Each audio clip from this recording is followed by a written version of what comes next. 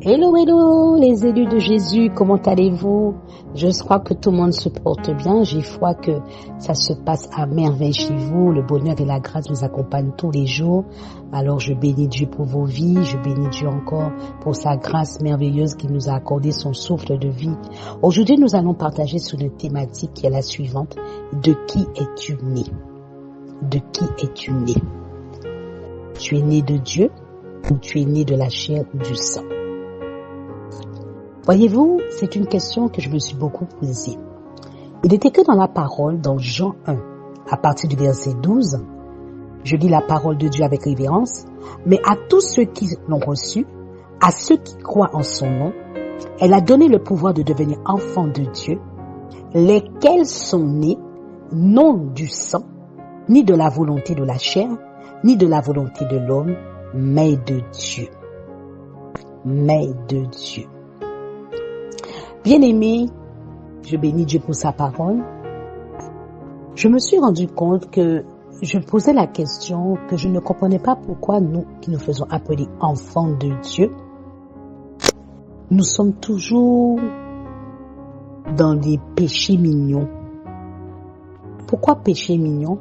Les petits péchés secrets, ou les attitudes, les comportements, les actions que nous faisons avec légèreté, et que nous normalisons, où nous sommes dans les temps où beaucoup d'enfants de Dieu qui se font passer pour des élus de Jésus et que nous disons mal ce que Dieu appelle bien et bien ce que Dieu appelle mal.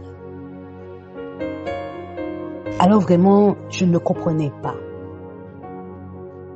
Et c'est suite à un enseignement, j'ai vraiment compris que, en fait, tant qu'on est né de la chair et du sang, tant que c'est le sang de notre famille, notre héritage familial, qui prend le dessus sur notre vie, c'est qu'on n'est pas encore mort à nous-mêmes. On n'est pas vraiment né de nouveau. On peut avoir confessé Jésus, on peut avoir cru en lui, notre esprit peut être régénéré, mais notre âme est toujours attachée aux liens d'âme familiaux, aux liens de la chair, du sang, des choses qui amènent les œuvres mortes, les œuvres de la chair. Aujourd'hui, nous devons prendre de plus en plus conscience, la conscience de l'éternité. Si nous sommes nés de Dieu, ce n'est pas pour aller en enfer. Si nous avons véritablement donné notre vie à Dieu, à Jésus, et que nous avons fait de Jésus notre Seigneur, c'est-à-dire le roi de notre vie, le roi, le maître, celui qui règne sur nos volontés. La Bible dit que même Jésus a dit, ma nourriture est de faire la volonté de celui qui m'a envoyé. Voyez-vous, récemment, l'Esprit de Dieu me rappelait que chaque matin, quand nous nous réveillons, c'est une grâce que Dieu nous fait de retrouver encore le paysage qui nous entoure. Quel que soit le pays dans lequel on se trouve, quel que soit l'endroit où on se trouve à l'instant T quand on se réveille. Peut-être qu'il y en a certains qui sont en vacances en Australie, en Autriche, au Portugal, en Espagne, en Italie, peu importe. Dans un pays d'Afrique, à San Pedro, plein de choses comme ça. C'est la grâce de Dieu. Et cette grâce nous a été donnée en tant qu'élus de Jésus, non pas pour mener notre vie selon nos désirs charnels, mais selon la volonté de Dieu, comme Jésus. Il dit que ma nourriture est de faire la volonté de celui qui m'a envoyé. Et l'Esprit de Dieu me disait que lorsque nous recevons le souffle de vie, chaque matin, ce n'est pas pour marcher selon notre volonté, mais c'est pour marcher selon la volonté de celui qui nous a fait la grâce de nous réveiller, de nous faire sortir de notre mort que nous avons connue la nuit pour retrouver la vie. Non pas la vie selon le monde, mais la vie selon les valeurs du royaume. Bien-aimés, la manière dont nous nous comportons révèle de qui nous sommes nés. La Bible dit que tu connaîtras la vérité et la vérité t'affranchira. Vous savez, Il y a un adage dans le monde qui dit tel père, tel fils. Mais Dieu dit aussi dans sa parole, tel qu'il est, tel que nous devons être. Nous devons, en tant qu'élus de Jésus, nous rappeler que nous devons nous préparer pour l'enlèvement. La Bible dit que Dieu vient chercher une église sans tache ni ride. Et ça ne sera pas individu.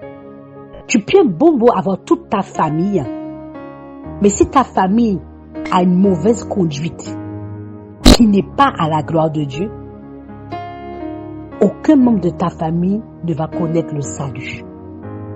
Et ce n'est pas de la volonté de Dieu. La Bible dit mieux vaut la fin d'une chose que son commencement.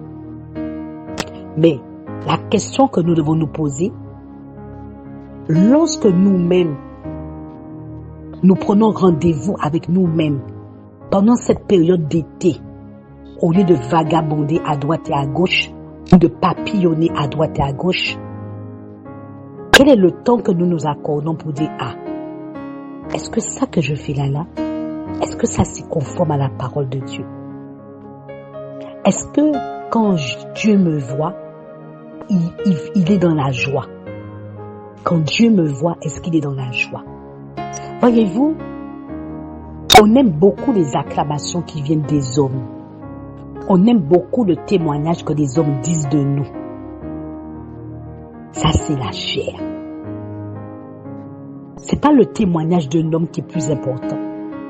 C'est ce que l'Esprit de Dieu rend témoignage de nous. De ce que Dieu pense de nous. Bien-aimés, de qui sommes-nous nés? Élus de Jésus. Sommes-nous vraiment en train de marcher avec Jésus?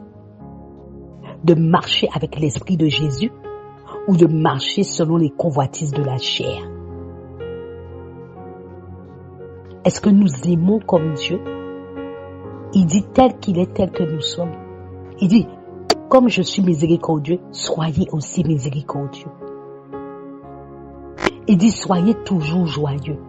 Est-ce que nous-mêmes, nous sommes des ambassadeurs et ambassadrices de personnes qui amènent la joie partout où nous sommes? Est-ce que nous donnons la joie au Saint-Esprit? Ou est-ce que nous l'attristons? Parce que le contraire de la tristesse, c'est la joie. Est-ce que le Saint-Esprit est joyeux à l'intérieur de nous? Bien-aimés, les élus de Jésus, je souhaiterais que le Saint-Esprit nous donne l'opportunité et nous pousse à avoir un rendez-vous en cette période d'été, avant de commencer le mois de septembre, sans bruit, sans téléphone, sans réseaux sociaux, sans quoi que ce soit, toi avec le Maître, moi avec le Maître, nous puissions dire, papa, me voici, parle, ta servante m'écoute. J'étais en train de lire le livre de Jérémie et je me suis rendu compte que dans la Bible, souvent on consultait les prophètes. On consultait les prophètes pour leur demander qu'est-ce que Dieu dit? Est-ce que je dois faire? Est-ce que je ne dois pas faire? Mais bien-aimé élu de Jésus, je te rappelle la bonne nouvelle de l'évangile. C'est que lorsque Jésus est parti à la droite du Père, il ne nous a pas laissé orphelins. Il nous a laissé quelqu'un, le Paraclet, la personne du Saint-Esprit, l'admirable conseiller. Ça veut dire que maintenant quand tu es né de Dieu, ton repère, ton référent, ton modèle, c'est le Saint-Esprit.